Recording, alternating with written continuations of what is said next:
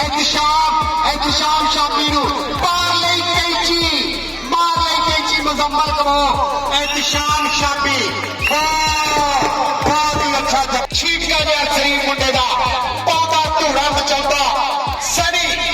doctor की पूरी कोशिश बाबा मेला चेतन दास बाबा चेतन दास के मेले से पहला भर के सलाम लो लो जी आज छोटा जीत से सरदार साहब एहतशाम मेला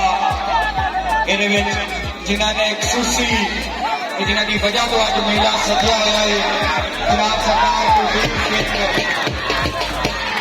अली असगर 2 नंबर पे उमर मल्ली